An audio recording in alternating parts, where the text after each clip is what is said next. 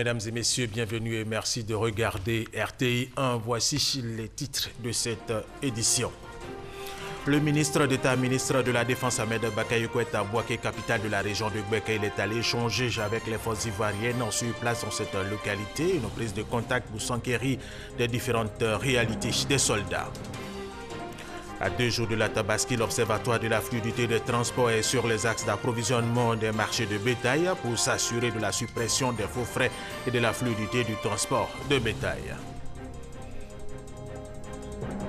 Et puis le président américain Donald Trump est arrivé hier mardi à Corpus Christi au Texas pour rencontrer des organisations d'aide aux victimes de la tempête Harvey qui a dévasté cet immense État du Sud. Il les a félicités pour leurs efforts. Voilà, nous vous le disions dans nos titres, le ministre d'État, ministre de la Défense, Ahmed Bakayoko est à Bouaké, capitale de la région de Gbeke. Il est allé échanger avec les forces ivoiriennes sur place dans cette localité. Il s'agit d'une prise de contact pour s'enquérir des différentes réalités chez des soldats. Il dévoilait un pan de son plan d'action en vue de consolider les liens armée-nation. Ouattara Amadou Walter, RTI Bouaké. Nommé ministre de la Défense le 19 juillet 2017, Ahmed Bakayoko, déjà ministre d'État, est officiellement depuis hier à Bouaké. Il effectue dans la capitale de la région de Gbeke une mission de terrain afin de prendre attache avec les différents corps militaires et paramilitaires. C'est un programme très chargé qui a débuté par des échanges avec les grands commandements. Il s'agit d'une prise de contact pour s'enquérir des différentes réalités des soldats et leur dévoiler un pan de son plan d'action en vue de réconcilier l'armée avec elle-même, mais également consolider les liens armée-nation. Pour ce faire, le ministre d'État a à ses côtés le chef d'état-major des armées et le commandant supérieur de la gendarmerie nationale. Ensemble, ils ont pris part à un mini-marathon de 4 km.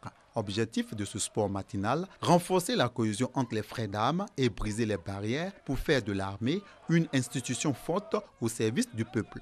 Après le parcours qui a captivé l'attention des populations, les soldats et leurs ministres ont communié dans une ambiance fraternelle. Dans la mi-journée, il est prévu une adresse du ministre de la Défense lors de la prise d'armes qui se tiendra à la 3e région militaire, suivie d'une visite des unités de Bouaké.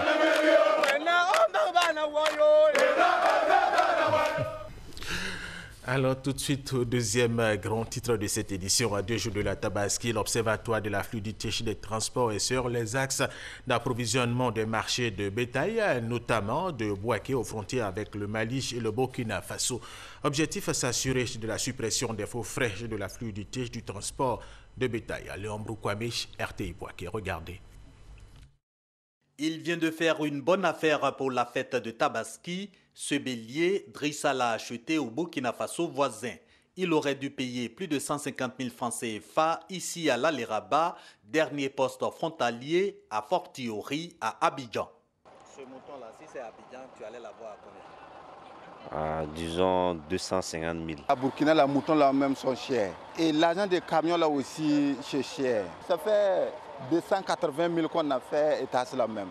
Si tu as pris ça avec les papiers là, bon, forcément les moutons là, ça vient cher là. Tracasserie et faux frais sur le transport du bétail à cette veille de Tabaski, des mots que l'Observatoire de la fluidité des transports est venu combattre dans le cadre de la lutte contre la vie chère. Il était très important pour nous de nous assurer que le marché de bétail à Abidjan serait approvisionné à moindre coût et en quantité suffisante. Pour ce faire, le secrétaire général de l'Observatoire, M. Toura Abdoulaye, nous a demandé de veiller en sorte que les routes d'approvisionnement soient fluides. De Bouaké à l'Alé-Rabat ou Pogo à la frontière avec le Mali en passant par Ferkessédougou et Ouangolodougou, rencontre avec les corps préfectoraux et militaires ainsi que les acteurs de la filière bétail. Les consignes du gouvernement sont observées. J'ai fait rentrer 450 camions, de 300 têtes chacun. En toute sincérité, on remercie le gouvernement cette année. Quand un camion quitte ici à Ouangolo, à 8 h, le lendemain matin à 6 h, tu appelles, il dit qu'il est en train de décharger à Abidjan. Je pense qu'il n'y a pas eu de tracasserie. N'empêche, encore des barrages illégaux tenus par des syndicats de transporteurs et agents phytosanitaires. Il faut tout simplement les démanteler. Tout se passe à Ouangolo, dès le départ. Oui, à Ouangolo. Voilà. Et donc, vétérinaires, syndicats, nous ne voulons pas les voir sur la route en cette période de Tabaski. C'est ce qui a été demandé pour qu'il n'y ait pas d'entrave. Au total, respect du mot d'ordre de fluidité dans l'approvisionnement des marchés nationaux de bétail lancé par le Comité national de lutte contre la vie chère. Désormais, les acteurs expliquent la surenchère par d'autres facteurs, prix d'achat, frais de transport et soins encaissés par tête de bête depuis le pays d'origine. Il est pratiquement impossible de faire cette fête, la Tabaski, sans mouton. Cependant, quels sont les critères pour choisir le mouton idéal pour la Tabaski? Comment se fait le partage en plus de moutons? Quelles sont les dispositions à prendre pour bénéficier des mérites de l'Aïd el-Kébir? Ami Sissoko. Pas de Tabaski au Aïd el-Kébir sans bélier. Cette fête commémore l'acte du prophète Ibrahim. Selon une prescription de Dieu, Ibrahim s'apprêtait à sacrifier son fils Ismaël. Devant cette soumission, Dieu lui envoie l'ange Djibril porteur d'un bélier qui remplace Ismaël comme offrande. Depuis lors, l'immolation d'un bélier est recommandée à la communauté musulmane par le prophète Muhammad. La bête à immoler répond à des critères. On a trouvé ce qu'on veut, un mouton complet, le plus gros des moutons, qui n'a pas de défaut, pour donner à Dieu. Le mouton ne doit pas être boiteux, le mouton ne doit pas avoir les cornes cassées, il ne doit pas avoir les oreilles coupées à plus de 2 tiers. Les bêtes qui sont recommandées pour la Tabaski, il y a d'abord un bélier. Quand tu n'as pas en mesure d'avoir un bélier, tu dois également avoir une brebis, un cabri. Quittant là-bas maintenant, en ordre de préférence, il vient maintenant le chameau et par la suite le bœuf. Selon les enseignements de l'islam, quand il s'agit d'un mouton, il faut seulement une seule personne. Par contre, on peut s'associer jusqu'à 7 personnes pour acheter un bœuf. L'animal doit être acquis licitement dans la mesure des moyens du croyant. Seul un musulman peut l'immoler. Le partage, comme a été enseigné, il faut partager ça en 3 parties. Une partie, il faut en consommer dans ta famille. Une partie, il faut partager ça aux voisins. Quelle que soit son appartenance religieuse, la 3e partie, il faut partager ça aux nécessités. La fête de la Tabaski aura lieu le 1er septembre. Mais avant, des dispositions sont à prendre. Le ramadan, c'est recommandé de manger avant d'aller à la prière. Mais quant à la Tabaski, on observe un jeûne qui commence à partir de 4 h du matin, sinon de 5 h du matin, jusqu'au retour de la prière. Ce jour particulier, le musulman doit faire la grande ablution. C'est un jour exceptionnel et tout le monde est obligé d'aller à la prière pour tous ceux qui n'ont pas de problème de santé, qui peuvent se déplacer. Même les femmes en état de menstrues, elles doivent être à la prière, mais pas pour prier, mais cette fois-ci pour écouter le sermon de l'imam. La prière de ce jour est particulière. Le musulman, lorsqu'il arrive sur le lieu de la prière, ce jour ne fait pas de nafl. Il s'assoit pour faire les éloges d'Allah subhanahu wa ta'ala jusqu'à l'arrivée de l'imam. Les prières du vendredi se font juste après le sermon. Mais la fête de la rupture et la Tabaski, la prière se fait avant le sermon. Après, elle va procéder à l'immolation. La fête de la Tabaski correspond au Nouvel An musulman. Elle est célébrée le 10 du 12e mois du calendrier musulman, mois appelé Dou al-Hijja. C'est l'occasion de se faire des vœux, d'où le thème Sambé Sambé, meilleurs vœux en malinki. L'Aïd el-Kébir est un moment pour le musulman de renouveler son alliance avec Allah, se rapprocher de lui. Et c'est pourquoi, avant le jour de l'immolation, le musulman doit adopter des comportements hautement spirituels. Soro Corona, Abdul Kader, Segodogo, Guédoumo, RTI Boaké. Le vendredi 1er septembre 2017, les musulmans vont renouveler leur alliance avec Dieu sur la base de l'obéissance et la reconnaissance à travers la Tabaski. Bien avant, le fidèle doit obéir à des recommandations spirituelles du Saint-Coran. Ces actes, qui doivent rapprocher le musulman de son Créateur, se situent les 10 jours avant le sacrifice du mouton. À partir du 1er jour jusqu'au 10e jour, l'on doit partager. L'on doit être beaucoup en prière, en méditation. Le 8e jour du mois lunaire, c'est un jour que chacun doit réfléchir, chacun doit méditer. Ai-je fait, bien fait? Ce que, si en cet instant Allah me ôtait la vie, est-ce que j'aurai une part bien auprès d'Allah? Et le 9e jour est un grand jour qu'on appelle le jour de Arafat. Le prophète sallallahu alayhi wa sallam nous recommande de jeûner ce jour parce que ça vaut 2 ans d'adoration. Ça efface 2 ans de péché. Pendant ces 10 jours, il est demandé aux fidèles de poser les bonnes actions. Il doit multiplier les prières surrogatoires, l'invocation, l'aumône, la lecture ou la récitation du Coran. Le musulman qui doit immoler l'animal du sacrifice est aussi contraint à respecter quelques consignes coraniques. L'Aïd el-Kébir est la plus grande fête musulmane. C'est une fête pour se rappeler l'acte de dévotion et de soumission à Allah par le prophète Abraham.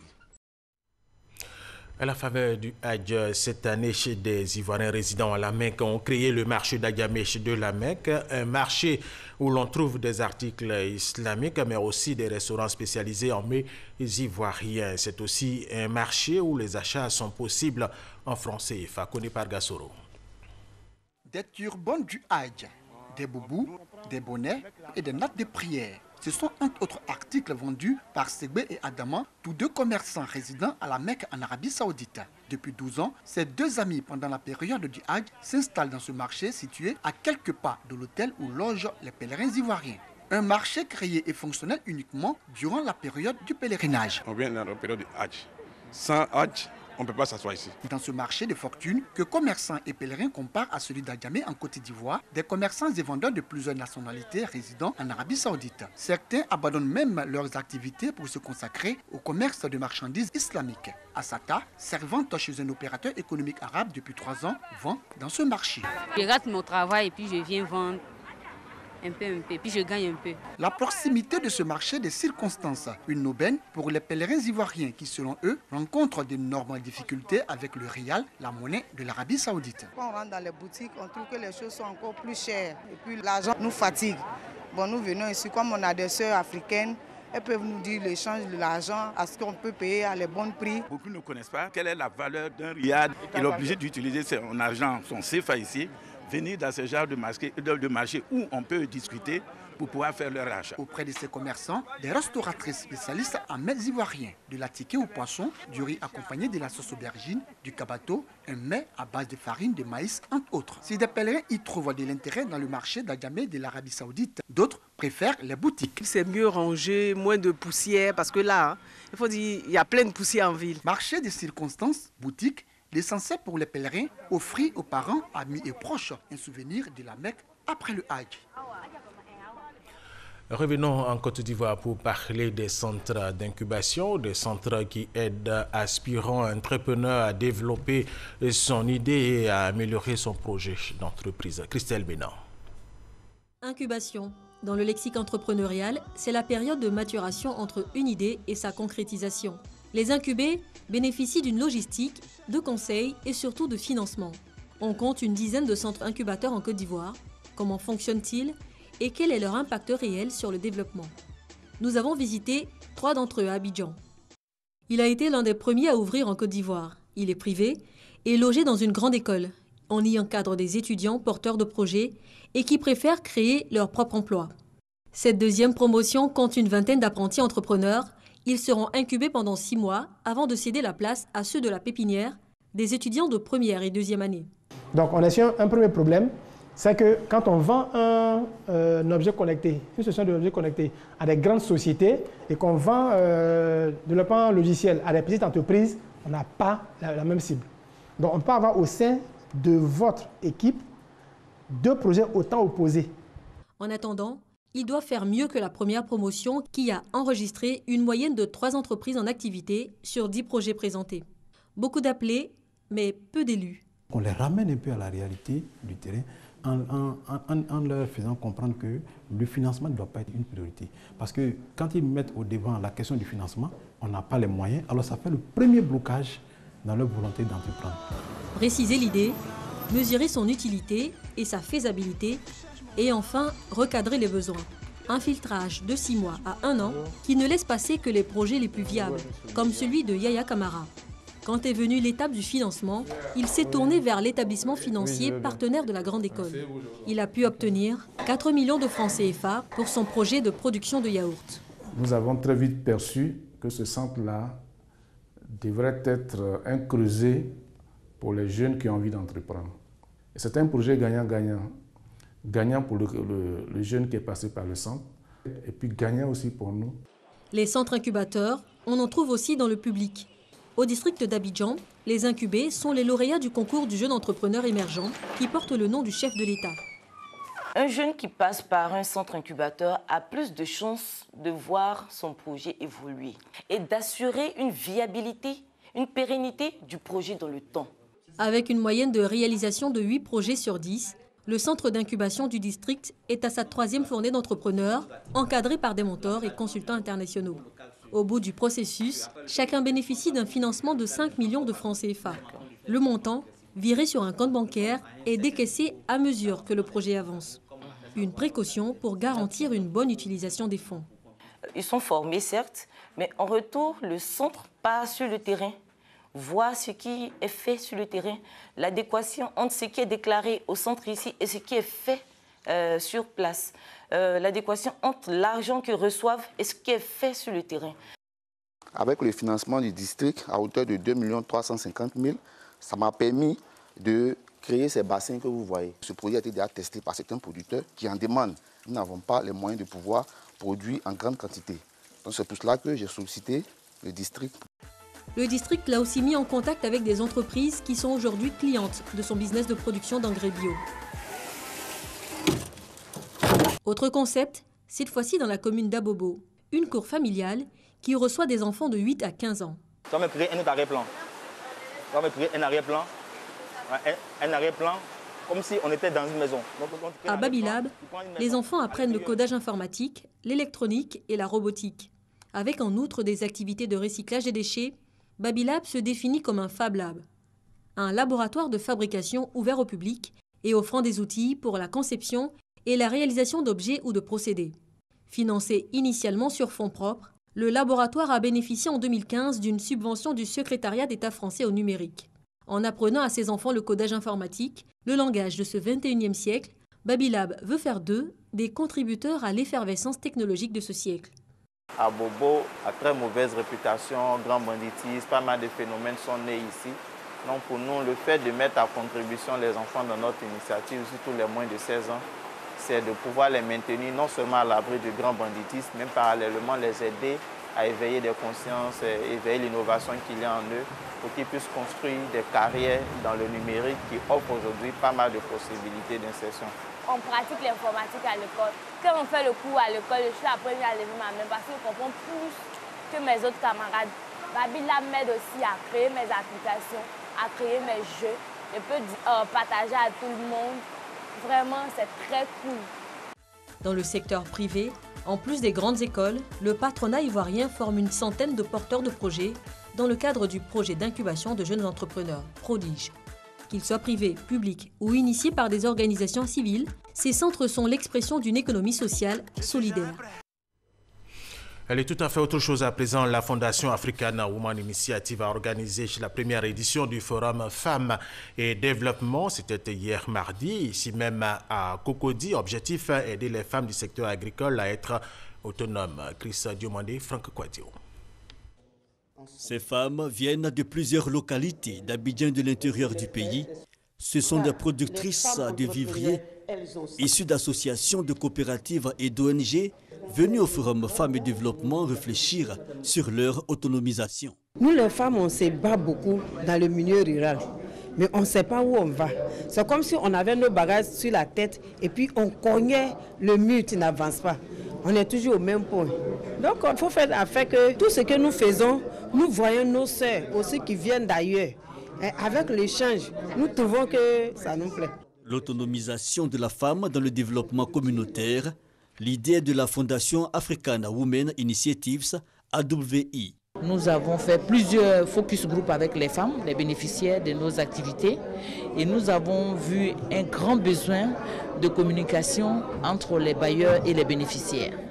Donc les deux parties étaient d'accord pour qu'on vienne à ce forum. Ils ont souhaité qu'on puisse s'asseoir avec les bailleurs spécialisés, avec le gouvernement, pour qu'ensemble on puisse identifier des actions pour adresser les différentes préoccupations sur le terrain. Selon l'Institut national de la statistique, 60 à 80% de la production alimentaire en Côte d'Ivoire est assurée par les femmes. Apporter donc des réponses aux problématiques liées à l'autonomisation de la femme est salutaire. C'est une initiative qui consiste à réfléchir sur tous les moyens de rendre autonome la femme, en particulier la femme rurale. Le ministère ne peut qu'encourager et ne peut qu'appuyer. Pour cette première édition du Forum Femmes et Développement, la Fondation AWI entend améliorer les activités des femmes rurales. Son objectif, faire connaître les services des structures d'appui aux femmes opérateurs économiques de la chaîne de valeur agricole et donner l'opportunité aux femmes de différents maillons de partager leurs compétences. Le Conseil régional du Tonkwich mène des actions de développement dans sa région. Il a construit des centres de santé et a débuté la construction d'écoles primaires et de complexes socio-culturels dans plusieurs localités. Frédéric Oulaï, Delphine Ouglar. Le Conseil régional du Tonkwich fait du développement une priorité. Plusieurs actes sont posés dans la région, notamment la pose de la première pierre de 2 infrastructures. Il s'agit d'une école primaire publique de 2 bâtiments de 3 classes dans le village de Diallo-Pleu et d'un complexe socio-culturel à Danané, composé d'une salle de classe d'une capacité de 1000 places, de 2 autres salles de 200 places, des aires de jeu. Nous sommes donc dans cette grosse ville qui mérite aujourd'hui d'être chef-lieu de région, d'avoir de nombreuses infrastructures comme ce que nous voyons ailleurs. Et évidemment, voici donc une grande ville qui n'a pas de grande salle depuis des années. Et nous savons les attentes des jeunes. Les jeunes ont de nombreuses activités. Dans les villes, la taille de Danané, les activités de vacances et même les activités au cours de l'année occupent les jeunes. Et c'est pour cela que le Conseil régional a inscrit au cœur de son programme de doter Danané d'un complexe socio-culturel. Estimé à plus de 100 millions de francs CFA, ces 2 infrastructures seront disponibles dès 2018. À cela, il faut ajouter les localités de Fiapleu à Maapleu et Yapleu à Logwalé, qui disposent désormais de centres de santé urbains.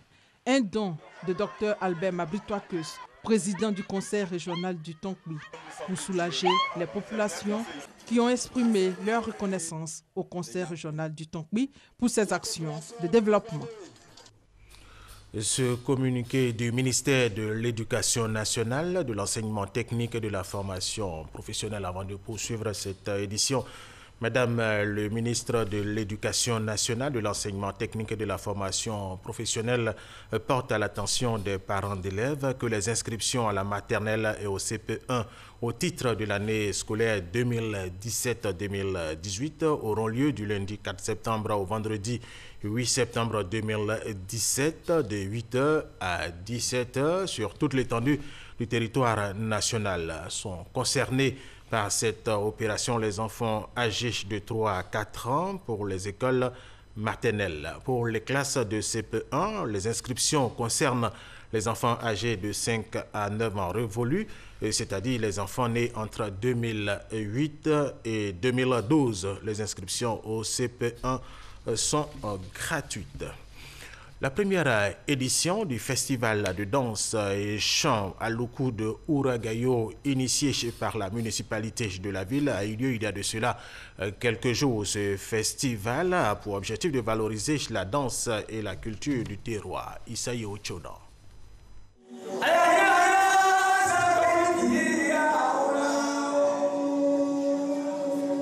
La Loukou, un rythme traditionnel du peuple bété dans l'ouest de la Côte d'Ivoire. Les cadres de cette région ont décidé de le promouvoir ici et au-delà des frontières ivoiriennes à travers un festival dénommé Festival à Loukou dans la sous-préfecture de Ouragayo.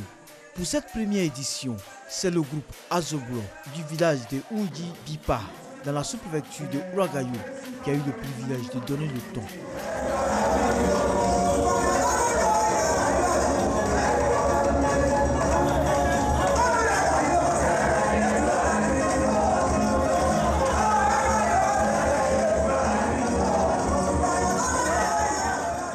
5 jours, jeunes et vieux ont rivalisé d'ardeur et d'ingéniosité pour célébrer la beauté culturelle du peuple bété.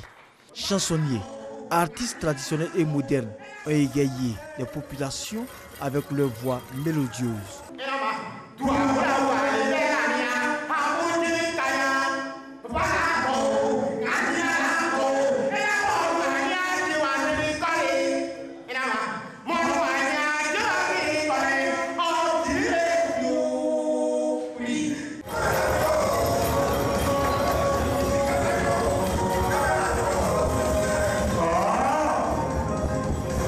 Ce festival est l'occasion de faire un clin d'œil aux créateurs de ce rythme.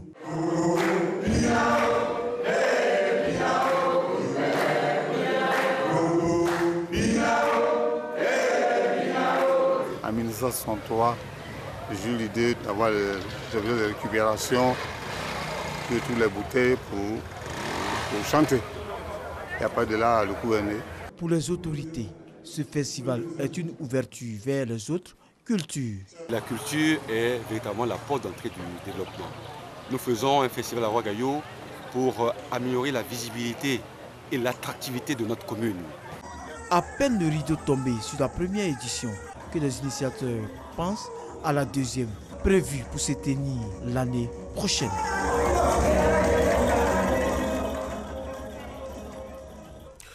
Hier mardi, les Nations Unies ont condamné fermement l'intrusion la veille de militaires de l'armée congolaise dans ses installations à Kananga, dans le centre de la République démocratique du Congo RDC, alors qu'ils tentaient d'y arrêter un journaliste. Kinshasa conteste cette condamnation. Et cette information par rapport à la Sierra Leone, au moins 19 corps de victimes des inondations catastrophiques du 14 août dans ce pays ont été retrouvés au large de la Guinée voisine et sur ses côtes. Les corps ont été retrouvés aux ports de Koba et de Kakossa. La Sierra Leone continue donc de pleurer ses morts après les inondations catastrophiques du 14 août dernier. Une école à Freetown a perdu élèves et enseignants. Sidodi Wakadavila. C'est une large cicatrice de gravats qui défigure désormais ce quartier situé en contrebas d'une colline partiellement effondrée. La coulée de boue qui a déferlé au milieu de la nuit a tout dévasté sur son passage, emportant avec elle des centaines de personnes. Tous ces rochers n'étaient pas là, ils sont venus avec la coulée de boue. Il y avait des maisons partout avant, tant de gens sont morts. Anne-Marie dirige une petite école sur les hauteurs. Depuis lundi, elle est sans nouvelles d'une cinquantaine d'élèves et de 2 professeurs. Ils font partie des quelques 600 personnes toujours portées disparues. Les cours d'été ont dû être interrompus. On avait pas mal de chaises et de bancs. Ils ont tout volé à la suite de la catastrophe. Il y a des gens qui pillent, qui volent. Pour les professeurs de l'école qui ont perdu au moins 6 élèves, le cœur n'y est plus. On est découragés. On éduque les enfants pour qu'ils aient un meilleur futur et puis aujourd'hui ils sont morts.